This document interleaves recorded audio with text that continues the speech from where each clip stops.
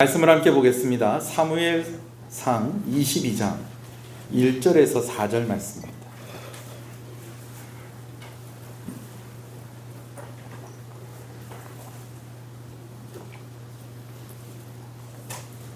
사무엘상 22장 1절에서 4절 말씀입니다. 말씀을 함께 봅니다. 사무엘상 22장 1절에서 4절 함께 읽습니다. 그러므로 다윗이 그곳을 떠나 아둘람굴로 도망하며 그의 형제와 아버지의 온 집이 듣고 그리로 내려가서 그에게 이르렀고, 환난당한 모든 자와 빚진 모든 자의 마음이 원통한 자가 다 그에게로 모였고, 그는 그들의 우두머리가 되었는데 그와 함께한 자가 400명 가량이었더라. 다윗이 거기서 모압 미스베로 가서 모압 왕에게 이르되, 하나님이 나를 위하여 어떻게 하실지를 내가 알기까지 나의 부모가 나와서 당신들과 함께 있게 하기를 청하나이다 하고 부모를 인도하여 모압 왕 앞에 나아갔더니 그들은 다윗이 요새에 있을 동안에 모압 왕과 함께 있었더라. 아멘. 우리가 지난 시간에 이제 사울을 피해서 이제 블레셋의 가드 성에 가드 왕 아기스에게 간 다윗의 이야기를 함께 나누었습니다. 블레셋은 당시 이스라엘을 가장 괴롭히는 나라였고요. 또 다윗이 블레셋의 골리앗을 만난 것도 이 블레셋 사람들이 골리앗을 앞세워서 이스라엘의 전쟁을 일으켰기 때문에 골리앗을 만난 것이었고, 또 그 블레셋 사람들을 물리치는 과정에서 다윗이 골리앗을 죽였던 것입니다. 그러니까 블레셋에 있어서도 이스라엘은 원수나라고, 이스라엘에 있어서도 블레셋이 원수가 된 나라인 것입니다. 근데 다윗이 왜 그곳으로 피했느냐? 그만큼 상황이 급박했다라는 것입니다. 원수된 나라까지는 사울이 그를 쫓아와서 죽일 수 없었기 때문에 다윗이 선택한 것이 바로 블레셋의 가드성, 그리고 바로 그 성을 다스리고 있는 그 왕이었다라는, 아기스였다라는 것입니다. 이 아기스가 다윗에 대해서 좀 호감을 가지고 있었던 것 같아요. 원래 이 왕들이 좀 그런 면이 있습니다. 어제의 적이었지만 그러나 이 사람이 좀 꽤 재능이 있고 또 힘이 있고, 그런 경우에는 또 이 사람들을 자기 부하로 만들고자 하는 그런 욕심이 있죠. 뭐 우리가 잘 아는 것처럼 삼국지에 보면 조조가 그렇게 자기 사람으로 만들고 싶었던 사람이 있었습니다. 누굴까요? 관우입니다. 관우. 유비와 의형제를 맺은 그런 관계 가운데 있는데도 불구하고 조조가 그렇게 다윗을 자기 사람으로 만들려고 합니다. 어느 정도냐면 조조의 신하들이 그것을 질투할 정도로 그렇게 관우에게 잘해주고, 그렇게 하지만 관우는 결국 누구에게 갑니까? 유비에게로 가는 그런 이야기가 있죠. 원래 왕들이 좀 그런 특징이 있다는 거예요. 능력이 있고 힘이 있고 그런 사람을 보면 내 밑에 두고 이 나라를 위해서 그렇게 쓰임받게 하면 좋겠다라고 하는 그런 마음이 있는 것입니다. 그걸 다윗도 알고 있었던 것 같아요. 그리고 다윗이 이제는 적이었지만은 그 블레셋에 의지를 하고 살면서 그 블레셋 땅에서 용병으로서, 이 용병이 뭔지 아시죠? 목숨을 걸고 싸우는데 뭐 받고? 돈을 받고 대가를 받고 싸우는 그런 사람들입니다. 그러니까 자기 나라에서는 더 이상 이제 관직에 있을 수도 없고 머물러 있을 수도 없으니까 적국인 블레셋에 가서 그렇게 살려고 했는데 마침 몇 명이 또 따라왔어요. 근데 이제 블레셋 왕은 좀 좋은 마음을 가지고 있었는데 신하들이 가만히 있지는 않습니다. 일단은 다윗이 이제 블레셋의 가드 왕 아래 있으면은 자기 자리 또 뺏기는 거 아니겠습니까? 누군가의 자리는 빼앗기는 것입니다. 거기다가 이 다윗이 죽인 사람이 누구냐? 골리앗이었습니다. 블레셋에서 진짜 100년에 한 명 나올까 말까 하는 그런 장수가 나왔는데, 다윗이 지금은 나이가 들어서 이제 수염도 희끗희끗은 아니죠. 수염도 막 거뭇거뭇하게 나고 이렇게 됐지만 정말 어린 다윗이 나와서 그 골리앗을 쓰러뜨리고, 그 이후로 계속 또 블레셋은 이스라엘을 이기지 못하는데, 그 이기지 못하는 이스라엘 가운데 앞장서서 싸운 사람 중에 또 한 사람이 누구였다는 거예요? 다윗이었다는 겁니다. 그러니까 블레셋 왕 아기스에게 이 사람을 기억하지 못하시겠습니까? 이 사람이 우리의 블레셋의 그 큰 장수 골리앗 죽인 사람 아닙니까? 하면서 성토를 하기 시작을 하는데, 다윗이 블레셋 가드의 아기스 왕에게 좀 의지를 하려고 갔다가 오히려 그 자리에서 죽게 되어지는 그런 분위기가 되어버린 겁니다. 그래서 다윗이 선택을 한 방법이 무엇이냐면 미친 척을 하는 것이었습니다. 그래 막 사람들이 저 사람 블레셋을 죽인 사람입니다. 저런 사람 받아주면 안 됩니다. 어떻게 저런 사람 믿을 수 있습니까? 뭐 오히려 막 저런 사람 다윗을 죽여야 됩니다. 막 이런 분위기로 이렇게 가고 있으니까 다윗이 갑자기 헤헤헤 하면서 미친 척을 하면서 성문에다 글씨를 쓰는데, 알아보지도 못할 글씨를 막 쓰는데 뭘 쓰는가 해서 옆에 가보니까 침을 그냥 질 흘리는데 막 수염까지 타고 나올 정도로 막 그렇게 막 하면서 막 마치 이러니까 블레셋의 가드왕 아기스가, 아니 이 나라에 미친 사람이 없어서 또 저런 미친 사람을 데리고 와서 나에게 그가 나에게 데리고 오느냐, 그러면서 다윗을 내쫓아 버립니다. 제가 지난주에 말씀을 드렸습니다. 왜 다윗을 죽이지 않았다고요? 그때 당시에는 그렇게 미쳐버리는 그런 사람들이 다 무엇에 들려서, 귀신 들려서 그러는 줄 알고, 그리고 또 그 귀신 들린 사람을 죽이면 그 귀신이 또 누구한테 올 수도 있다, 자기한테 올 수도 있다, 그런 두려운 마음에 다윗을 내쫓아버리는, 그게 다 뭐였다는 거예요? 다윗이 거짓으로 연기한 것이었다라는 것입니다. 그래서 이제 블레셋의 가드성에 머물지 못하고 다시 이제 다윗이 그가 도망갈 곳을 찾게 되어지는데, 그곳이 바로 그 유명한 아둘람이라는 동네입니다. 이 아둘람은 어디 있냐면요, 이제 여기 예루살렘이 있고 여기 베들레헴이 있고 여기 가드성이 있으면 딱 요쯤 중간쯤에 그쯤인데, 거기가 그때 당시 뭐냐면 국경 지역이었어요. 블레셋과 이스라엘의 이런 접경 지역. 그러니까 블레셋 땅이라고 하기도 그렇고 이스라엘 땅이라고 하기도 그렇고 그냥 애매한 땅인 거예요. 그러니까 이제 블레셋에서 그거 하면 이스라엘로 도망가고, 블레셋에서 이제 이스라엘에서 다윗을 잡으러 오면 또 블레셋으로 도망가고, 그러면 더 이상 따라오지 못하는, 옛날에 우리 서부 영화 같은 거 보면 그런 거 있잖아요. 주 경계선을 넘어버리면은 범죄자들을 더 이상 쫓아가지 못하는 거, 보안관들이 그러는 모습인 것처럼 딱 그런 경계선에 있는 아둘람이라는 곳에 숨게 되어집니다. 근데 여러분, 참 이 아둘람은 숨기가 좋은 곳이었어요. 멀리서 보면요, 나무가 빽빽하게 있는 그런 산입니다. 이 봄이 되면 이 뭡니까, 아둘람에 가까운 곳에 꽃이 피는데요, 이스라엘 사람들이 그 꽃하고 같이 사진 찍으려고 그렇게 관광객들이 많이 모일 정도로 그렇게 나무도 많고 풀도 많고 꽃도 많고 하는 그런 동네라는 거예요. 자, 그런데 멀리서 볼 땐 그렇다는 거예요. 근데 나무가 있다는 것은 일단은 뭐가 있다는 것일까요? 여러분 한번 맞춰보세요. 그렇죠. 나무가 있다는, 물이 있다는 거예요. 그러니까 나무가 있다는 것은 뭔가 물이 있고, 거기 물이 있으면 사람이 사는 거예요. 일단은 저희 어머니가 옛날에 그러더라고요. 물만 있으면 산다고. 어떻게 되는지. 여러분 그렇지 않습니까? 전기 없어도 그래도 물 있으면 삽니다. 그렇죠? 그런 것처럼 일단은 물이 있다는 겁니다. 그런데 거기다가 여기가 참 숨기가 좋은 것이, 동굴이 아주 그냥 여러 군데 그냥 석회암으로 된 이 토질이 석회암이 많아가지고 거기 동굴이 많이 형성이 돼 있는 거예요. 그래서 심지어는요, 이 동굴 중에 규모가 큰 것은 400명 정도가 함께 모일 정도로 그렇게 큰 넓은 홀과 같은 그런 동굴도 있고, 여러 개의 동굴이 있다 보니까 흩어져서 숨어 있을 수 있고, 또 그 동굴들이 연결되고 있다가 보니까 이쪽 동굴로 이렇게 들어오면은 길이 막혀 있는 게 아니라 다른 동굴로 연결이 되니까 그 동굴이 어디로 연결되는지만 알면은 그냥 거기로 막 도망가고 막 이렇게 하기가 좋은 곳이 바로 이 아둘람이라는 곳이었다라는 거죠. 자, 그런데 이 아둘람이 숨기는 좋은 곳인데 여러분 어떻게 생각해요? 살기도 좋았을까요? 자, 여러분 누가 여러분들 공짜로 동굴 줄 거니까 거기 살라고 그러면 살겠습니까?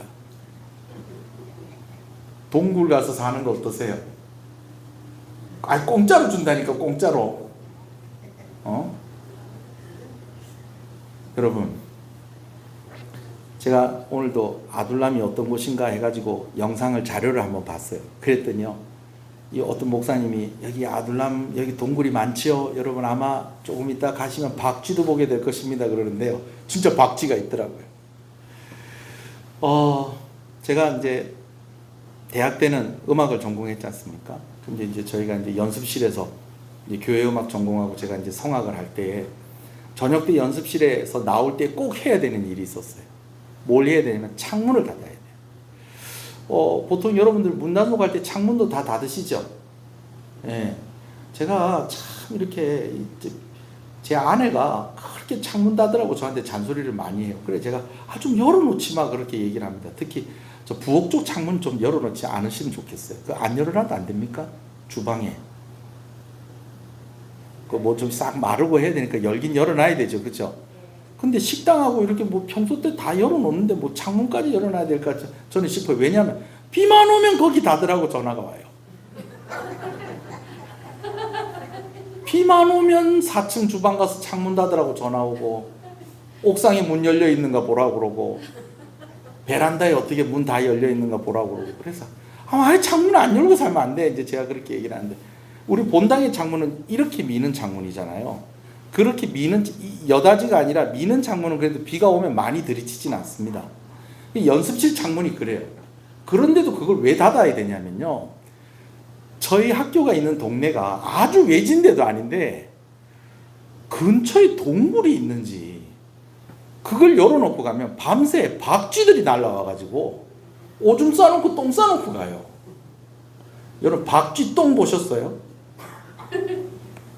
쥐똥 보신 분은 아실 거예요. 쥐똥 보신 분은 왜냐면 박쥐도 쥐니까. 그럼 왔다가 조그만 구멍으로 불빛이 있어서 왔는지 뭐 하여튼 후루룩 하고 들어왔는데 불 끄고 가니까 뭐 거기가 지금 동굴인 줄 알았는지 우리 깨끗하게 쓰는데 들어와가지고 오줌 싸고 똥 싸놓고 막 그러고 가는 거예요. 방학 때 잘못해서 누가 와가지고 이제 방학하면서 그거 열어놓고 갔다가 방학 내도록 이게 그게 열려 있잖아요. 그러면 그 연습실이요 난리도 아닙니다. 박쥐 한 마리가 와가지고 그렇게 난리를 펴놓고 가는 거예요. 자, 그런데 여러분 사람 숨기 좋은 데는요 이렇게 사람만 숨기가 좋은 게 아니에요. 제가 방금 전에 뭐 얘기했어요? 박쥐. 천장에만 쥐가 있습니까? 땅에도 쥐가 있습니다. 벌레는 있을까요? 없을까요? 벌레 있어요. 뱀은요? 뱀 있어요. 어쩔 땐 그 곰도 들어 앉아 있어요. 호랑이도 호랑이는 아니에요. 사자도 앉아 있어요. 호랑이는 우리가 그렇죠. 그래서 우리나라 이야기 보면 호랑이하고 곰하고 동굴에 들어가서 막 마늘하고 쑥하고 먹었대잖아요. 그런 동굴 살고 싶으세요? 전에 어디를 갔더니 진짜 옛날에 오래된 동굴이라고 이렇게 보여주는 거예요. 그래서 저는 올 봄에 이제 베트남에 우리 노예 목사님들하고 같이 갔을 때 저는 저기 강원도에 가면 참 멋있는 동굴들 막 있잖아요. 그죠? 난 그런 걸 생각하고 따라갔더니 진짜 동굴이더라고요. 별 것도 볼 것도 없고. 근데 이분이 볼 거 있다고 보여주는데 보니까 바닥에 이제 뭐 조개 껍데기 같은 뭐 이런 흔적들이 있고 막 뭐 이런 것들이 있는데 뭐 지금 뭐 별 생각도 안 나는데 그거 이렇게 보면서 야 거기 사람들이 살았다는 거예요. 나는 여기 못 살겠다. 아이고 나는 여기 못 살겠다. 그러고 나왔어요. 자 여러분 거기다가 이 동굴에 뭐 요즘 유행하는 캠프하러 간 것도 아니에요. 그냥 뭐 삼겹살 좀 이렇게 얼마나치 몇만 원치 사고 그 다음에 버너나 숯불 피울 수 있는 그런 다 사가지고 하룻밤 동굴에서 고기 구워 먹으면서 기타 당당당당 치면서 그거 하려고 간 게 아니라 지금 뭐 하러 간 거예요? 도망친 거예요. 목숨이 위태로워서 살려고 도망을 가서 있는 그런 상황이에요. 문짝도 없지. 밤에 자려고 그러는데 깜깜한데 보니까 천장에서 뭐가 껌뻑껌뻑껌뻑 하지. 뭐가? 박쥐가 껌뻑껌뻑 하지. 뭐가 자꾸 뭐 이렇게 몸 위로 뭐가 지나가는 것 같지 지금 뭐 슬금슬금 막 그냥 막 그런 가운데 뭐 문짝이 있어요. 그러면서 동굴이 안쪽에서 부는 바람이 있고 바깥에서 부는 바람이 있고 막 스스한 데다가 막 내 신세는 지금 뭐 하는 신세? 도망다니는 신세, 쫓기는 신세. 기분 좋아요, 안 좋아요? 안 좋죠. 안 좋죠.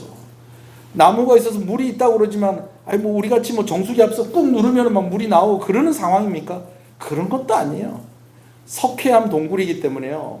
이 석회질로 된 그게 녹아 있는 물은요. 그거 그냥 마시면 안 됩니다. 큰일 납니다, 여러분. 큰일 나요. 이빨 다 나가고요. 쏙 다 베리고요. 안 됩니다. 그런 상황 속에 살 수밖에 없는 이 처량하고 이 고난 가운데 있는 그 모습이 바로 지금 아둘람에 가 있는 다윗의 모습이다라는 것입니다. 자, 그런데 오늘요, 이 아둘람에 다윗이 처음 이스라엘을 나올 때 몇 사람 붙었어요. 그죠? 그 몇 사람 붙어서 자기 혼자 나오는 것보다는 좀 그래도 몇 사람 자기하고 함께 있는 사람이 있으면 조금 좀 서로 위로도 되고 힘도 되고 그렇게 할 건데, 문제는 사람들이 점점 늘어나기 시작을 했다는 겁니다. 제일 처음에 온 사람들은 다윗의 가족들이 오게 되어집니다. 이 아둘람하고 이제 베들레헴, 다윗의 고향하고 그렇게 멀지 않은 거예요. 한 15km 정도 되는 거예요. 이렇게 되는 상황 속에서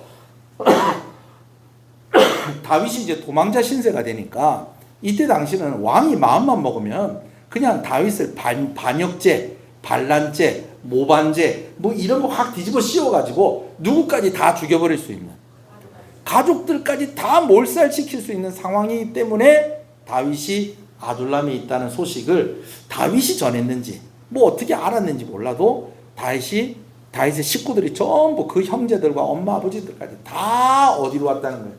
아둘람에 와서 살게 되었다라는 것입니다.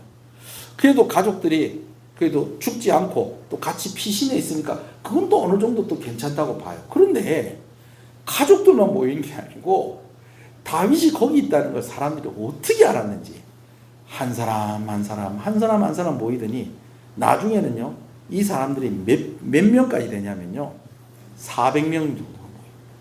400명. 자, 우리 2절 말씀 한번 읽어볼까요? 자, 근데 그 모인 사람들이 어떤가? 자, 1절 2절 먼저 읽겠습니다. 시작. 그러므로 다윗이 그곳을 떠나 아들람 물로 도망하며 그의 형제와 아버지의 온 집이 듣고 그리로 내려가서 그에게 이르고. 자, 먼저 누가 왔다는 거예요? 누가 왔다는 거예요? 형제와 아버지의 집이 왔다는 거예요. 그러니까 가족들이 다 왔다는 거예요. 여러분, 다윗이 몇 번째 아들이라고요? 8번째. 막내 아들인데 몇 번째? 8번째 아들이에요. 그러면 형제가 몇 명이에요? 8명. 그럼 그 딸린 식구들하고 아버지의 집도 왔다고 하니까 아버지 엄마도 왔다고 이제 그렇게 치면 벌써 이 식구들만 해도 와, 저희 아버지 어머니가 저하고 제 동생 형제를 낳았거든요. 그리고 저는 셋 낳고 제 동생은 둘 낳았지 않습니까? 교회 차 11인승인데 어느 날 11명이 그 안에 다 타니까 자리가 없더라고요. 여러분, 식구들만 이렇게 모여도 그런데 이제 사람들이 더 모입니다. 자, 근데 그 사람들이 어떤 사람들인가 한번 볼까요? 2절입니다. 시작. 환난당한 모든 자와 빚진 모든 자와 마음이 원통한 자가 다 그에게로 모였고 그는 그들의 우두머리가 되었는데 그와 함께한 자가 400명 가량이었더라. 자, 여기에 대해서 두 가지 해석이 있어요. 한 가지 해석이 뭐냐면 환난당한 자, 빚진 자, 마음이 원통한 자가 다 누구 때문에 이렇게 됐냐면 사울 왕 때문에 이렇게 된 것이다 라고 그렇게 해석을 하는 사람이 있어요. 그렇게 해석을 하면 이렇게 돼요. 환난당한 모든 자다라는 것은 이 환난을 당했다라는 것이 마초크라는 말인데 억지로 시키다, 강요하다라는 그런 뜻이에요. 여러분, 억지로 어떤 곳에 있고 강요되어서 어떤 곳에 있는 게 뭐냐면요, 감옥에 있는 겁니다. 근데 누구 때문에 감옥에 있었던 사람들? 사울 왕 때문에 감옥에 있었던 사람들. 자, 또요, 어떤 사람이 있다는 거예요? 빚진 모든 자. 이 사람들도 사울 왕 때문에 빚진 사람이라는 해석이 있어요. 그렇게 되면 어떻게 되냐면 사울 왕이 너무 과도한 세금이나 이제 그 사람들의 재산을 빼앗아가는 그런 것들 때문에, 옛날 왕들은 또 그랬잖아요. 뭐 좀 좋은 거 있으면 막 다 뺏어가고 막 그랬었잖아요. 그런 것 때문에 어떻게 된 사람들? 빚진 자들. 자, 그리고 또 어떤 사람이요? 마음이 원통한 자. 그러니까 뭐 우리나라 옛날로 치면 막 민주화 운동하고 막 그러다가 막 어디 끌려가서 막 그렇게 막 감옥에 있고 막 이랬던 사람들 있잖아요. 그죠? 이런 사람들이라고 하는 해석이 있고, 또 하나는 사울과 관계되는 사람도 있지만 그와는 관계없이 어떤 사람들, 환난당한 사람들이 아까 어디 있던 사람들이요? 감옥에 있던 사람들. 그러니까 죄 짓고 감옥에 들어갔던 사람들인데 그럼 어디 갈 데 없으니까 누구 따라온 거예요? 다윗 따라온 사람들. 또 그 다음에 또 어떤 사람들? 빚진 자들. 꼭 사울 때문에 빚진 게 아니더라도, 모든 재산을 다 잃어버린 것이 아니더라도, 돈 없고 갈 데가 없는 그 사람들이 또 누구에게 왔다는 거예요? 다윗에게 또 왔다는 거예요. 또 어떤 사람들? 마음이 원통한 자들, 억울하고 상처 입은 사람들. 그게 꼭 사울왕이 아니더라도 그냥 억울하고 상처 입은 사람들, 그런 사람들이 다윗에게 왔다는 것입니다. 근데 그 사람들이 몇 명이나 된다는 거예요. 자, 계속 읽어볼까요? 다 그에게로 모였고 그는 그들의 무엇이 되었는데? 우두머리가 되었는데, 그러니까 우두머리가 그들의 리더가 됐다는 거예요. 그러면서 그와 함께한 자가 몇 명? 400명가량이었다. 자, 근데 여러분, 그 사람들이 딱 왔는데 거기서 우두머리가 됐다는 거야. 여러분, 이게 좋은 일일까요? 안 좋은 일일까요? 잘 생각해 보세요. 자, 좋은 일일까요? 안 좋은 일일까요? 400명의 사람이 나를 따르는 거야. 우리 교회 교인이 한 400명쯤 되는 거예요. 할렐루야. 네. 근데 한 400명쯤 되는데 그 사람들이 다 어떤 사람이냐면 감옥 갔다 온 사람들. 그다음 뭐 이렇게 돈 없어서 갈 데 없는 사람들. 그리고 또 마음에 상처 막 있어가지고 막 그냥 툭 건드리면 막 이런 사람들. 이런 사람들만 400명 있는데 그 중에 우두머리가 된 거예요. 우두머리. 말은 두목님, 말은 장군님, 말은 형님 그러는데 다 그냥 이 사람들 그냥 막 조금만 건드리면 우욱 해가지고 막 그냥 막 이러고 막 뭐 시키면 궁시렁궁시렁거리고. 여러분, 이런 사람들 몇 명? 400명, 400명.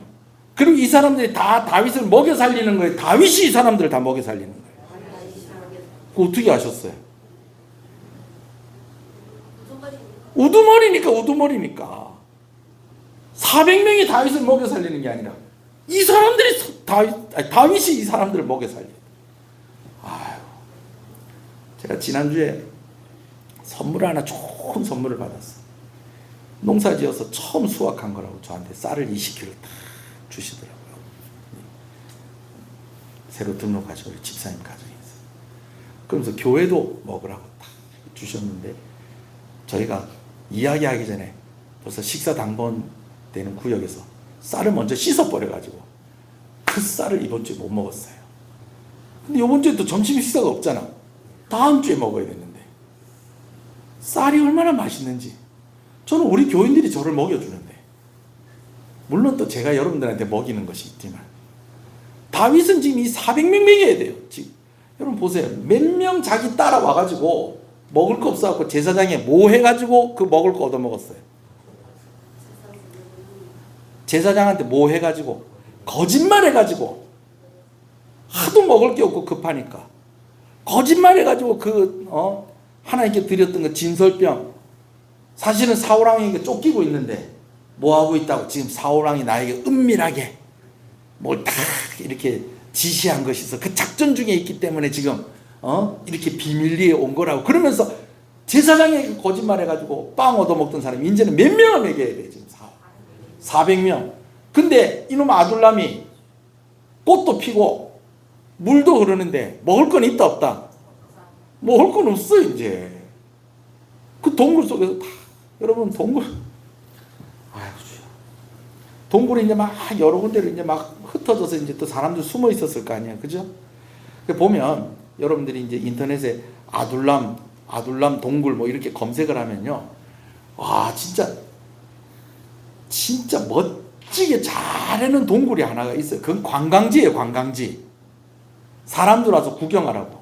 실제로 다윗이 숨어 있었을 것이다라고 추측이 되는 동굴은요, 거기 숨어서 있는데 거기다 대문 달아놓고 살겠어요?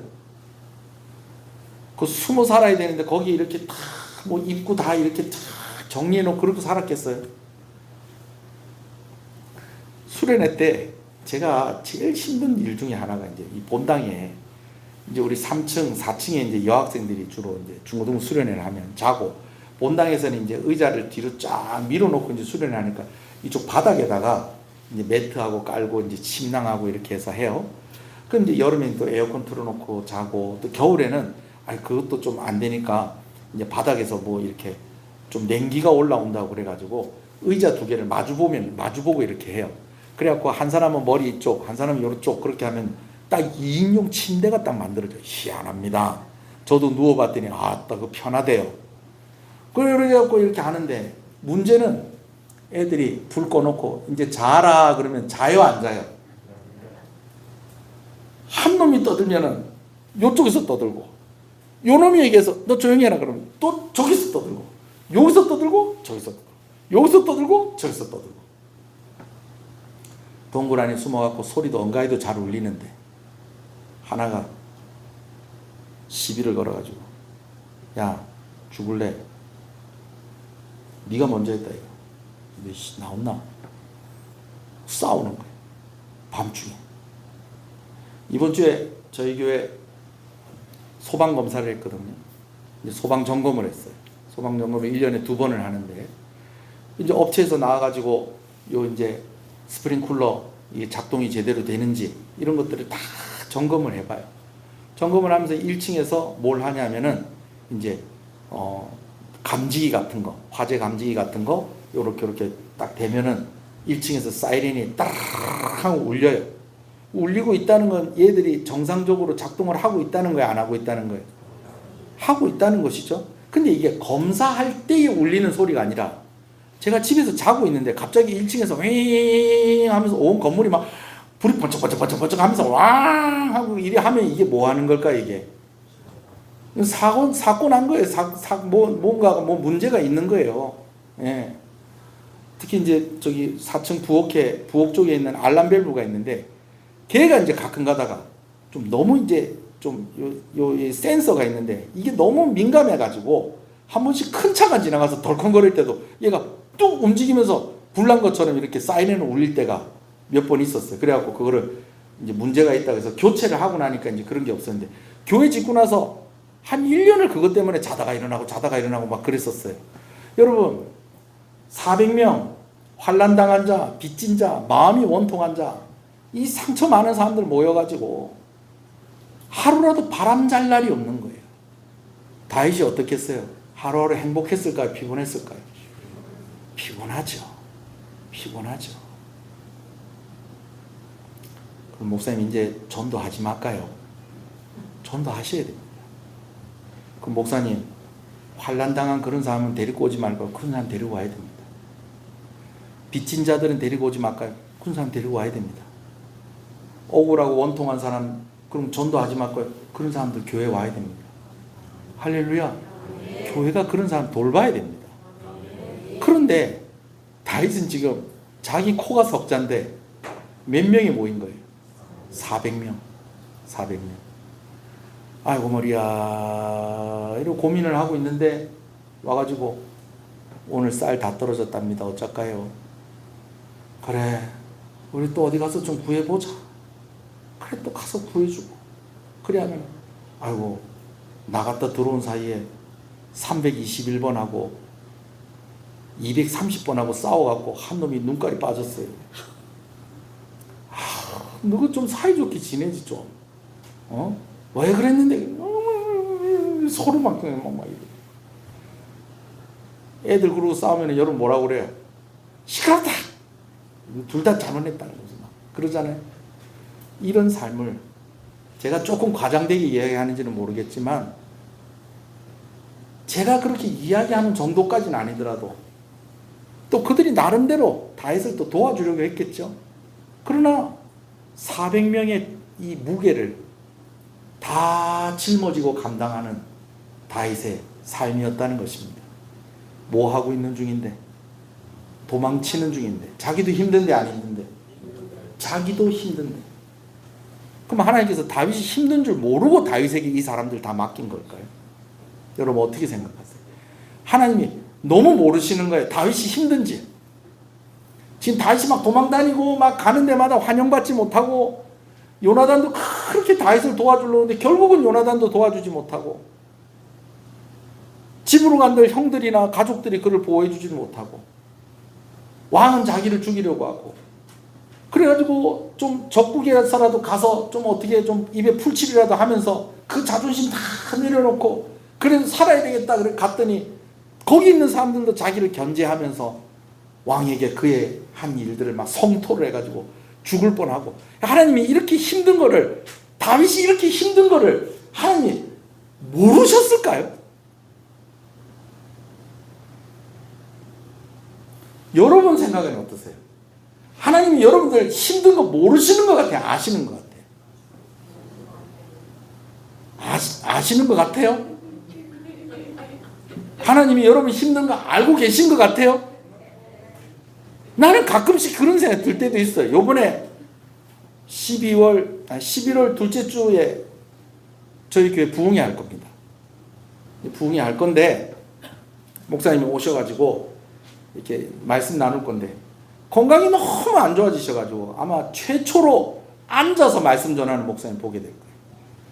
그 목사님 여러분 다 잘 아시는 분인데, 이동근 목사님이라고 우리 교회 개척 초기부터 와가지고 많이 우리 교회 은혜를 많이 끼치시고, 진짜 목사님이 저를 위해서 얼마나 기도하시고 우리 교회 위해서 얼마나 기도하시는지 몰라. 서로 그렇게 기도하는데 그 교회 많이 힘들고 우리 교회는 잘 되고 있는 거, 저보다 기도를 더 많이 하시는 거지 그 목사님.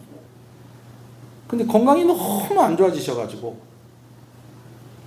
제가 그 형님한테 그랬어요. 그 목사님한테 그랬어요. 앞으로도 좋아질 것 같지 않으니까 그나마 지금이라도 와서 한번 말씀 전하고 가시오. 솔직히 이런 상황입니다. 솔직히 이런 상황이에요. 일주일에 한 번씩 전화가 오면 한 2시간씩 통화를 해요. 그럼 전화가 안 와. 그리고 가끔 또 제가 바빠서 또 못 받았는데 전화를 몇 번씩 한 거야. 그럼 내가 마음이 불안해가지고 어떻게 됐을까 봐.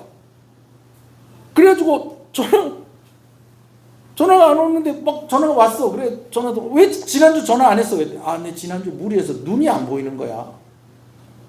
근데 주일날 되니까 또 눈이 보이더라고. 저도 막 아프고 그랬잖아요. 그러니까 둘이서 한 번은 만나서 이랬어요. 하나님 우리 너무 막 쓰시는 것 같아. 하나님 우리 너무 막 쓰시는 것 같아. 여러분, 그런데 하나님이 우리가 힘든 거 모르실까요?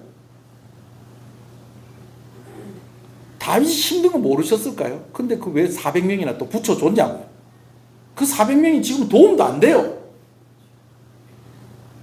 나중에는 이 400명 중에서 나라를 함께 이끌어가는 사람들이 나옵니다. 할렐루야. 근데 지금 오늘 본문의 상황 속에서 다윗은 어떻다는 거예요? 자기 코가 석자예요. 지금 자기 앞가름하기도 버겁고 지금 자기 식구들 챙기기도 힘들어요. 지금 막내가 7명 형들 집을 다 책임져야 되고 아버지 엄마 다 책임져야 되고 집은 있고 없고 그리고 어디 가서 살고 누구랑? 박쥐랑 뱀이랑 쥐랑 벌레랑 이름 모를 짐승들이랑, 가끔은 여우도 있는 것 같고 한 번씩은 토끼도 있는 것 같고 한 번은 사슴도 있는 것 같기도 한데 전혀 같이 살고 싶지 않은. 근데 몇 명이? 400명이 모인 거예요. 그러다 보니 이제는 동굴 속에는 살 수가 없게 된 거예요. 왜냐면 400명이 거기서 뭐 해먹고 살겠어요? 그래도 뭘 어떻게 일을 하든지 뭘 하든지 그런 데를 찾아가야 될 거예요. 그래서 다윗이 가게 된 곳이 모압 땅으로 가게 되어집니다. 자, 한번 읽어볼까요? 3절입니다. 시작. 다윗이 거기서 모압 미스베로 가서 모압 왕에게 이르되 하나님이 나를 위하여 어떻게 하실지를 내가 알기까지 나의 부모가 와서 당신들과 함께하기를 청하나이다 하고. 자, 여기 잘 보세요. 일단은 다윗이 어디로 갔다는 거예요? 모압의 미스베로 가서 누구에게? 모압 왕에게 이르되 하나님이 나를 위하여 어떻게 하실지를 내가 알기까지. 내가 지금 어떻게 될지 나도 잘 알 수 없습니다. 그런데 내가 잠깐 좀 피해 있을 수 있으면 좋겠습니다 하면서 누구 얘기를 언급합니까? 내가 하나님이 나를 위하여 어떻게 하실지를 내가 알기까지. 그 다음이요. 나의 부모가 나와서 당신들과 함께 하기를 청하나이다. 그렇게 하는데 자기 혼자 가서 부탁을 하고 있다는 거예요. 누구 데리고 가서 같이 부탁을 하고 있다는 거예요. 자기 엄마 아버지를 같이 모시고 가서 지금 모압 왕을 만나고 부탁을 한다는 거예요. 자, 그런데 여러분, 다윗이 이제 나중에 왕이 되는데 다윗의 아버지 이름이 뭡니까?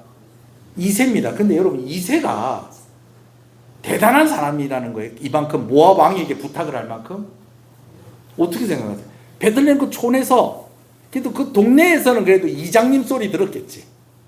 요즘 말로 치면 그 정도는 됐는데 모압 왕에게 가서 부탁을 할 정도가 됐다. 여러분 이게 이해가 되세요? 아니 다윗의 아버지가 모압 왕을 어떻게 알아요? 힌트를 줄게요.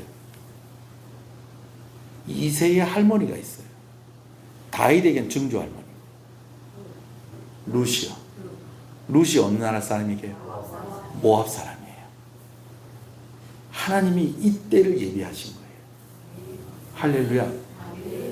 모압 여인인 루시, 나오미, 이스라엘의 나오미라는 사람의 아들과 결혼을 했어. 근데 그 아들이 빨리 죽어버렸네. 그래서 이 모압 여인 루시 시어머니 나오미와 함께 이 나오미의 고향인 베들레헴으로 와서 사는데 보아스라는 남자가 룻의 기업물을 책임을 다해서 이 룻과 결혼해서 누가 나온 거예요? 이제 아이가 오벳이 나오고 그 밑에 아들이 또 누가 나온 거예요? 이새가 나오고 이새가 8번째로 낳은 아들이 누구예요? 다윗인 거예요. 그러니까 피가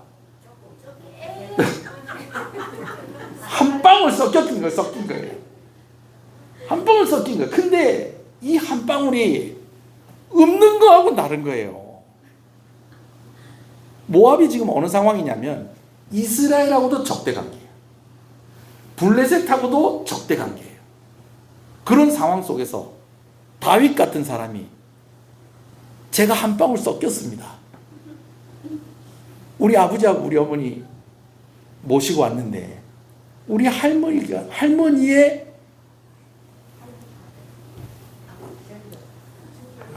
그렇지, 증조 할머니. 할머니로 하면 안 되지. 그러니까 우리 증조 할머니가 모압 여인 룻인데 이렇게 해서 해가지고 이렇게 됐다.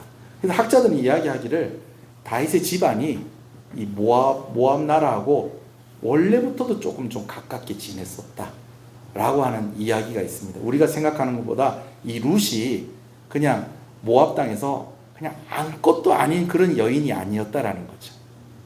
아무것도 아닌 여인이 아니었다는 거죠. 그래서 막 영화 같은 데도 보면 여자 제사장이고 막 그런 상당히 좀 이렇게 이렇게 이름 있는 그런 사람이었는데 어떻게 하다 또 이스라엘 사람하고 결혼해서 남편이 죽어서 이렇게 와서 이렇게 됐다는 거죠. 자, 그런데 여러분 오늘 이 이야기가요 그냥 어쩌다 보니까 이렇게 된 이야기가 아니라는 거예요. 우연히 된 이야기도 아니라는 거예요. 이건 뭐냐면요, 자, 아까 기업 물을 자라는 이야기를 제가 이야기를 했습니다. 이 기업 물을 자가 무슨 뜻이냐면요, 여자가 시집을 갔어요. 시집을 갔는데 그 집안에서 그 남편에게 사이에서 아기가 없이 남편이 죽어버린 거예요. 그러면 우리는 보통 그렇게 됐을 때 그 남편 재산이 다 누구에게 갑니까? 남아있는 부인에게 갈 거 아니에요? 남편이 죽고 부인한테 갈 거 아니에요? 근데 이스라엘은요 어떻게 됐냐면 자식이 있으면 가는데 자식이 없으면 안 가는 거예요. 왜냐하면 부인에게 갔다가 그 재산이 누구에게로 가는 거예요? 자식에게로 가야 되는 거예요. 왜냐하면 그게 그 땅이 하나님이 주신 기업이기 때문에. 그래서 아무한테나 못 주는 거예요. 그 혈통에게만 주는 거예요. 그래서 남편이 자식 없이 죽으면은요 이 부인이 먹고 살 수 있는 방법도 없어. 그래서 어떻게 해야 되느냐 하면 형이 죽었을 때에 그 동생과 결혼을 하게 해서 그 동생이 형수에게 아이를 낳게 합니다. 그렇게 해가지고 그 아이가 태어나면 그 남편이 받아야 될 재산이 누구한테 가는 거예요? 그 아이한테 가는 거예요. 이 책임을 다 하는 것을 뭐라고 그러냐면 기업을 물은다라고 그렇게 이야기하는 것입니다. 근데 룻이 자기 남편이 없는데 시어머니하고 같이 살라고 베들레헴에 돌아와 놓으니까 지금 먹고 살 길이 막막한 그런 가운데 마침 누구를 만나냐면 기업물을 책임 있는 사람 중에 한 사람인 보아스를 만나는데 이 보아스가 마침 어느 지파 사람이다? 유다 지파 사람이에요. 근데 이 유다 지파가요, 이 기업물을 책임 때문에 이야기가 많은 집안입니다. 유다는 야곱의 아들입니다. 셋째 아들이죠. 유다는 셋째 아들인데, 유다가요, 이 형들이 질투를 하고 요셉을 애굽에 팔아먹고 난 뒤에 유다가 집을 나와요. 왜 집을 나오냐? 맨날 아버지가 이제 요셉이 죽었는 줄 알고 맨날 슬퍼하고 있으니까 이 요셉이 애굽에 팔려가는 그 책임이 누구에게도 있어요? 자기한테도 있는 거예요. 자기가 어떻게 해서든 요셉을 좀 살려보려고 애를 썼어요. 애를 썼는데도 그래도 그나마 요셉이 죽지 않고 애굽에 종으로 팔려간 것도 사실은 누구 공이 있다는 거예요. 유다의 그래도 유다가 어떤 역할을 했기 때문에 그래도 죽지 않고 애굽에 팔려갔는데, 그러나 또 집에 와서 아버지한테 저희가 애굽에 종으로 팔아먹었습니다, 이렇게 얘기할 수는 없으니까 아버지가 요셉에게 입혀줬던 그 채색 옷을 다 찢어가지고 동물의 피를 묻혀가지고 이게 요셉의 피입니다, 짐승들이 요셉을 다 이렇게 죽이고 옷만 남아서 이거 가지고 왔습니다, 이러면서 거짓말하는데 아버지 맨날 울고 있는 거예요. 요셉 보고 싶다, 요셉이 죽었다. 그러니까 이 유다가 그걸 볼 수가 없어갖고 집을 나와서 사는데, 살다가 보니까 이제 또 자기도 아이를 낳고 이러고 그냥 그러고 살고 있다가 어느 날 이제 첫째 아들이 결혼을 했는데, 이 첫째 아들이 하나님 앞에서 참 이 악한 사람이었던 것 같아요. 성경에 보통 그렇게 이야기한 사람이 없는데 그가 너무 악했기 때문에 하나님께서 그를 죽였다라고 언급이 되고 있습니다. 그래서 그 첫째 아들이 죽었는데 이 첫째 아들의 부인이 누구냐? 다말이라는 여자예요. 다말이라는 여자가 남편이 자식 없이 세상을 먼저 가버리니까 이제 이 며느리하고 누구를 결혼을 시켜야 돼요? 이제 둘째 아들하고 결혼을 시켜야 되는데, 이 둘째 아들이 기업물을 책임을 다 하지 않는 거예요. 아이를 가지게 하지 않는 거예요. 그러니까 또 그게 또 악해서 하나님께서 둘째 아들도 죽입니다. 이제 셋째 아들이 하나 남았는데 이 아들 또 이 다말하고 또 결혼을 시키면은 이 유다 생각하기에 어떻겠어요? 셋째 아들마저 죽을 것 같은 거야. 그래가지고 며느리 다말에게 핑계를 대기를, 이 셋째는 아직 너무 어리다, 너무 어리니까 나중에 크면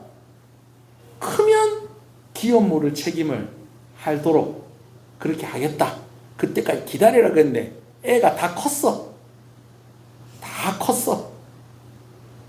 옛날에 어떤 소설책 보면은 집에 총각 하나를, 네 우리 집에서 머슴으로 살면은 우리 딸내미가 키가 이만큼 크면은 같이 결혼시켜 줄게 하는데 이 애가 여기까지밖에 안 크는 거라. 다 컸어요, 이제 셋째 아들이. 그러면 이 셋째 아들하고 이 다말 첫째 며느리하고 다시 뭐 해줘야 돼요? 결혼을 시켜줘야 되는데 유다가 생각할 때 또 두려운 거예요. 그리고 또 그렇게 하기 싫은 거예요, 또. 왜? 어쨌든지 간에 이 며느리랑 결혼해서 아들이 둘이가 죽었으니까. 그러니까 이 다말이 생각하다 못해서 하루는 변장을 합니다. 어떻게 변장을 하는 거니? 몸 파는 여인으로 변장을 해요. 그래가지고 유다를 유혹을 해가지고 그하고 잠자리를 하는데 싹 그냥 얼마나 변장을 잘했는지 며느리인지도 못 알아보고, 왜냐하면 같이 살지도 않았던 것 같아. 그러니까 몇 년 만에 이제 반오니까 좀 서로가 많이 변했겠죠. 며느리인지도 모르고 같이 동침을 했네. 아이고, 목사님, 성경에 그런 얘기도 있습니까? 여러분, 우리가 이해하지 못하겠지만 옛날엔 그런 일들이 있었답니다. 우리나라는 없었는지 알아요? 요즘 드라마 나오는 것 중에서 우시왕후라는 드라마가 있어요. 그 드라마가 고구려 때 얘기인데 그 드라마가 실제 역사를 기반으로 하고 있거든요. 이 왕후가 둘째 아들이 왕이 됐는데 그 둘째 아들하고 같이 결혼했는데 어느 날 그 왕이 전쟁터 나갔다가 상처를 입어가지고 죽어버렸네. 왕후가 살기 위해서 셋째 아들한테 가서 결혼하려고 하니 너무 잔인해서 이 사람하고 결혼 못하겠다 그러고, 넷째 아들한테 갔더니 이놈 또 뭐 반푼이 팔푼이라서 또 결혼 못하겠네. 뭐 이러는 이야기들이 나와요. 우리나라에도 이런 일들이 있었던 거예요. 고구려 시대 이런 일들이 있었던 거예요. 자, 여튼지 간에 책임을 지게 하지 않다가 이 다말이 변장을 하고 시아버지하고 동침을 해서 아이를 가집니다. 근데 이 다말이 참 지혜로운 얘기예요. 그날 밤 하룻밤을 자면서 이제 시아버지는 자기가 며느리인 줄 모르죠. 나한테 물건 3개만 주라. 그래서 물건 3개를 받아갖고 오는데 그 물건이 뭐냐면 지팡이, 그다음 인장, 그러니까 도장 같은 거, 그다음 끈, 이제 허리띠 같은 거, 이걸 이렇게 딱 그래 이제 얻어가지고 자기가 가지고 있어요. 근데 어느 날 유다가 있다가 보니까 이상한 얘기가 들리는 거예요. 누가 아기를 가졌다는 거예요? 다말이 아기를 가졌다는 거예요. 결혼한 사람인데 아닌데, 자기 며느리는 결혼 안 했는데 지금 자기 셋째 아들 자기가 잘 지키고 있는데 아기를 가졌다는 거예요. 그러니까 자기가 그 몸 파는 여자와 잔 거 그거는 생각도 안 하고 며느리가 아기를 가졌다니까 다른 남자 아기 가졌구나 그래갖고 저 여인을 불태워서 죽여야 되겠다 그래 갔더니 이 여인이 떡 꺼내놓는 게 뭘 꺼내나요? 지팡이, 인장, 끈 요걸 착 꺼내놓으면서 제 뱃속에 있는 아기 아빠가 이거 주인입니다. 근데 딱 보니까 그게 누구 거예요? 자기 거지. 그러고 나서요 유다가 사람이 달라집니다. 그 후로는요 책임지는 사람이 돼요. 결정적으로 무엇을 책임을 지느냐? 요셉이 팔려갔는데 요셉이 애굽의 총리가 되잖아요. 근데 7년 풍년이 있고 나서 7년 흉년이 있는데 이스라엘 가나안 땅에도 흉년이 들어가지고 형들이 요셉의 어머니 라헬이 낳은 베냐민 막내 동생만 빼놓고 형들 10명이 애굽에 곡식 구하러 갑니다. 근데 갔는데 누굴 만난 거예요? 요셉을 만났는데 요셉은 형들을 알아보는데 형들은 요셉을 알아봐야 못 알아봐요. 종으로 팔아넘겼는데 총리가 돼 있을 줄은 몰랐겠지. 못 알아보니까 이렇게 하는데 아무래도 너희가 스파이 같다. 아예 아닙니다. 스파이가 아닙니다. 저희가 원래는 쓸데없는 소리 다 해요. 그냥 우리는 아닙니다. 근데 우리가 원래는 12명인데 하나는 잃어버렸고 하나는 지금 아버지 곁에 하나 남겨놓고 왔습니다. 그랬더니 요셉이 못 믿겠다. 그 동생 데리고 왔나? 동생 데리고 온다. 그래서 나중에 베냐민 또 데리고 옵니다. 베냐민 데리고 오니까 요셉이 이제 형들 다 보내고 요셉만 자기 옆에 놔두려고 베냐민이 가는 짐 속에다가 자기 물건을 집어넣습니다. 그것도 모르고 형들하고 베냐민을 룰루랄라 가다가 갑자기 애굽의 병사들이 따라와가지고 우리 총리의 집에서 물건 훔친 사람이 있다. 그러면서 뒤져보니까는 누구 짐에서 그 물건이 나오는 거예요. 베냐민 짐에서 나오는 거예요. 그럴 때에 베냐민을 감옥에 가두고 너가 아버지한테 가라 그럴 때에 누가 대신 남겠습니까? 유다가 자기가 대신 남겠습니다. 제가 그 책임을 지겠습니다. 그것 때문에 그 일이 있으면서 요셉의 마음이 녹지 않습니까? 자기가 미워서 자기를 팔아먹었던 형들이 이제는 자기 동생을 위해서 자기가 희생하려는 그 모습을 보면서 그의 마음이 치유가 되어지고 그의 마음이 녹지 않습니까? 자, 그런데 그 일이 또 몇백 년이 지나고 나서 룻이라는 모압 여인 한 사람이 자기 시어머니를 따라서 하나님을 믿고 살려고 이스라엘 땅에 왔다가 보아스라는 사람이 그 기업 물을 책임을 다함으로 인해서 누가 태어난 거예요? 그 후손의 후손으로 다윗이 태어나고 그리고 나중에는요 그 후손으로 다윗의 후손으로 예수님이 오셔가지고 우리가 져야 될 그 짐, 죄의 짐, 우리가 감당해야 될 그 죽음 예수님이 대신 감당하시고 예수님이 대신 죽으심으로 오늘 우리가 구원받은 거 아닙니까? 자, 그런데 오늘 이 이야기가 사실은 상당히 수준이 높은 설교예요. 그래서 오늘 제가 기도하는 시간도 좀 줄이고 이야기가 좀 길어질까 봐 제가 오늘 좀 급하게 막 이렇게 왔습니다. 여기까지. 자, 보세요. 아둘람이 있는데 다윗 혼자 있는 것도 힘든데 그래도 몇 명 도와줄 사람이 있으면 그래도 몇 사람하고 같이 이렇게 그렇게 피해 다니고 하겠네. 사람이 400명쯤 되니까 이거는 같이 도망을 다닐 수도 없고 이 사람들이 나에게 도움을 주기보다는 다윗이 이 사람들 다 책임을 져야 되는 그런 상황이더라는 거예요. 근데 어디를 가게 됐다는 거예요? 모압 땅에 가게 됐는데 그 모압 땅이 누구와 관련이 되어 있는 땅이라는 거예요? 증조 할머니인 룻과 관련이 되어 있는데 그 룻의 이야기는 대표적인 무슨 이야기냐? 기업을 물을 책임 있는 자들에게 축복하시는 이야기라는 것이죠. 자, 이제 말씀을 정리하겠습니다. 이 복잡한 얘기를 이제 하나의 그림으로 만들겠습니다. 여러분, 하나님이 다윗이 힘든 거 몰랐을까요? 알았어요. 근데 왜 400명을 붙여주셨을까요? 다윗 살리시려고. 아멘이십니까?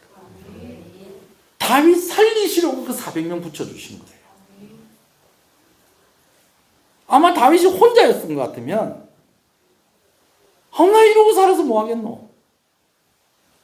그러면서 그냥 막 살았을 거예요. 아니면 뭐 어디가 떨어 죽었든지 스스로 죽었든지. 근데 400명 먹여 살려야 되니까 죽을 수도 없어. 죽을 수도 없어. 어머니들은 잘 아시잖아요. 우리 안나반 할머니들 이때까지 산 거 누구 때문에 살았습니까? 안나반 할머니들 아닌데도 다 잘 아시네요. 내 이때까지 산 거는 내가 누구 때문에 산 거다. 저도 어렸을 때 수없이 들었습니다. 난 아버지 때문에 사는 줄 알았지. 할머니들한테 다 물어보세요. 남편 때문에 이때까지 살았던 사람이 있는가? 다 누구 때문에 살았대?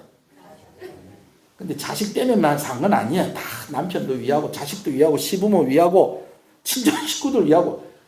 옛날 어머니들은 다 그 짐을 다 지고 산 거야. 그것 때문에 자기도 산 거예요. 안나반 할머니들 얘기 좀 해보세요. 그래요, 안 그래요? 자식들 때문에 살라 하다가 보니까 자기도 살았어요, 안 살았어요? 그 힘든데도. 신혼부부 한 쌍이 시골 마을에 겁도 없이 귀농을 해갖고 정착을 해서 사는데 도시에 살던 사람이 뭐 농사를 지을 줄 아나 뭘 할 줄 아나. 마당에 있는 풀도 못 빼가지고 옆집에 사는 할아버지가 보다 답답해갖고 여름에 그 풀이 쑥쑥 나는데 애 키우는 애 엄마하고 애 아버지는 이 마당에 풀도 뺄 줄 모르고 그래가지고 옆집 할아버지가 와가지고 내 미안한데 내가 자꾸 눈에 거슬려서 안 되겠다 그러면서 풀 빼주고 가더라. 부부가 나름 맞벌이 하면서 이렇게 하면서 애 키우면서 막 알콩달콩 막 이렇게 막 그러고 있다가 뭐 저녁 때는 뭐 둘이 티격태격 싸우기도 하고 그래 하다가 또 깔깔거리면서 웃다가 신혼이니까. 근데 어느 날 쉬는 날 같은데 남편이 아침부터 이 애기하고 안 놀아주고 뭘 옷을 입고 이렇게 나가는데 부인이 안 말리는 거예요. 그래서 부인이 오늘 하루 남편한테 휴가를 주려는가 보다. 그래서 저는 그렇게 봤더니 이 남편이 애기한테 오늘 아빠 친구들하고 좀 놀고 올게 그러면서 나가는 거예요. 그래서 지난밤에 싸웠던 부인은 저런 거 안 좋아하는 부인인데 그 어떻게 남편을 또 저리 보내준다 그랬더니 남편이요 친구 만나러 간 게 아니고 막노동하러 간 거예요. 알바하러. 왜 막노동을 하러 갔냐면 애 때문에 세탁기를 하도 돌리다 보니까 세탁기를 LG 걸 샀어야 되는데 세탁기를 하도 돌리다 보니까 세탁기 고장이 난 거야. 세탁기를 새로 사야 되는데 돈이 없으니까 그 애기 빨래하려고 막노동 가가지고 쉬는 날에 가가지고 일하고 있는데 나중에 이야기를 하는데 그러는 거예요. 이걸 천사라고 할 수도 없고 정말 신비한 존재가 나에게 와가지고 나를 아빠라고 부르면서 웃는데 내가 이 아이를 위해서 이렇게 일하는 게 하나도 안 힘들다. 여러분, 때로는 하나님께서요, 우리를 살게 하시려고요, 우리에게 책임지게 하는 일이 있다라는 것입니다. 자, 한번 따라 합시다. 책임지게 하고, 살리신다. 할렐루야. 하나님이 다윗에게 기업물을 책임을 하는 이들에게 주시는 그 축복을 주시려고 다윗을 그렇게 인도하고 계셨던 것입니다. 힘든 걸 모르는 게 아니고. 여러분 힘들죠? 어렵죠? 근데 왜 하나님이 자꾸 나한테만 일을 시키실까? 왜 자꾸 나는 책임져야 될 사람이 있을까? 나도 누가 날 위해서 기도를 해줘야 되는데 왜 난 이렇게 기도해줘야 될 사람이 많을까? 나도 누가 좀 날 좀 챙겨줘야 되는데 왜 나를 이렇게 많은 사람들을 챙기고 이 사람들을 책임을 지고 왜 이 사람들을 붙여서 내가 잠깐 쉴 시간도 없게 이렇게 만드는 것일까? 그것은요, 하나님이 여러분들을 챙기시려고요. 하나님이 여러분들을 책임져 주시려고. 아멘이십니까? 여러분, 오늘 내가 할 일 없으면 이제 하나밖에 안 남은 겁니다. 가야죠. 오늘 여러분들이 기도해 줄 사람이 있고, 여러분들이 보살펴 줘야 될 사람이 있고, 여러분들이 책임져 줄 사람이 있으면 여러분 아직 살아야 됩니다. 오늘 안다반 할머니들 많이 소환이 되고 있는데, 안다반 할머니들한테 제가 죽지 말라고 그래요. 우리 교인들 몇 명 될 때까지. 우리 교인 1000명 될 때까지 아무도 죽지 말라고. 안 죽고 있잖아요. 할렐루야. 할 일이 있는 거예요, 할 일이. 할 일이 있는 거예요. 김동현 원사님, 목사님, 제가 맨날 기도합니다, 제가. 그래서 막 자기가 기도하는 제목을 막 수수수수수 그냥 막 얘기하고. 예? 목사가 어디 간다고 그러면 막 응원해주고. 예? 여러분, 제가 오랜만에 얘기하는데, 제가 여러분들 때문에 살고요. 여러분들이 저 때문에 삽니다. 아니, 통영신에 저보다 훌륭한 목사님도 얼마나 많겠어요. 그래요, 안 그래요? 잘 모르겠지만 있긴 있겠죠. 그죠? 저보다 훌륭한 목사님들 없겠어요. 근데 왜 여러분들을 우리 교회 보내셨겠어요? 저 도와주라고.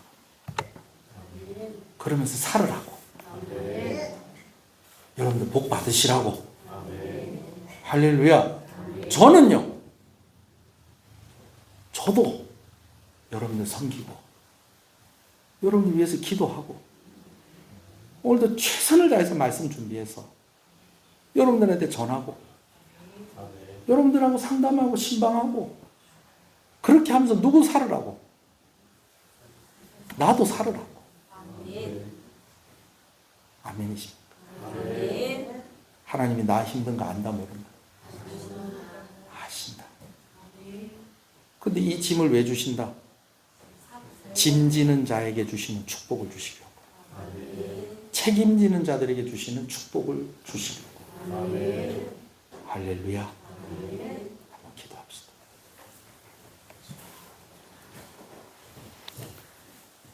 여러분, 하나님이 아세요. 왜 모르세요? 여러분 힘든 거 알아요. 어려운 거 알지. 그런데 하나님이 또 일을 맡기시고 또 사람을 붙여주시는 거예요. 이 사람이 나를 도와주는 사람이 아니고 오히려 내가 챙겨줘야 되고 내가 책임을 져줘야 되는 사람이에요. 여러분, 그럴 때는요, 그럼 나는 누가 챙겨줘요? 누가 챙겨주긴 누가 챙겨줍니까? 하나님이 챙겨주시는 거지. 아멘이십니까? 그럼 다윗은 누가 챙겨줘요? 400명이나 와가지고 우리 먹을 거 다 떨어졌습니다. 쟤가 나한테 이래갖고 난 너무 속상해요. 그거 다 누가?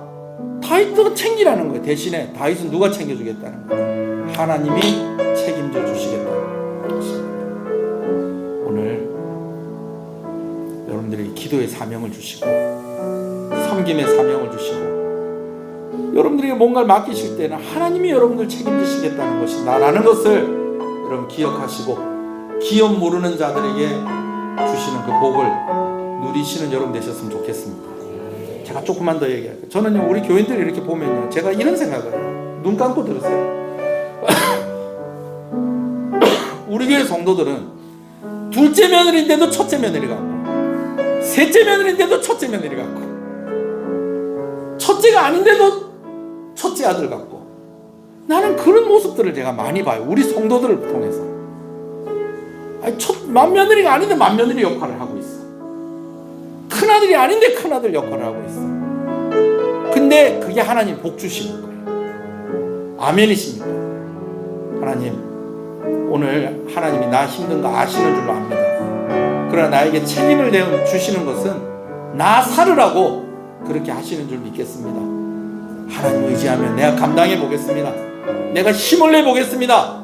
하나님 은혜를 주시고 힘을 허락하여 주시옵소서. 우리 주님의 이름 부르고 우리 오늘 말씀 생각하면서 기도하겠습니다.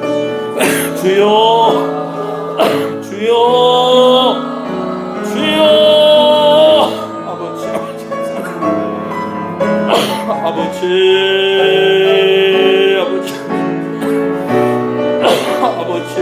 아버지, 아버지,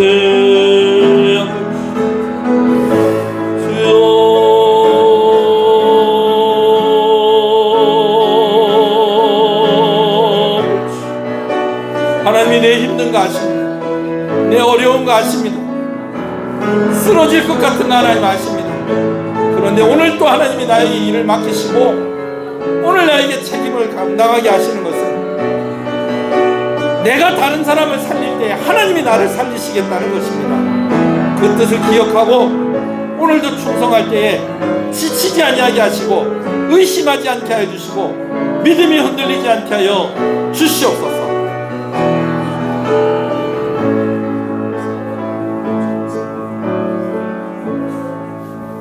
지금은 우리 주 예수 그리스도의 은혜와 하나님 아버지의 사랑하심과 성령님의 감화감동, 위로, 교통, 충만하시는 역사, 책임지는 자들에게 주시는 그 복을 누리기를 원하는 모든 이들에게 이제로부터 영원토록 함께 있을지어다.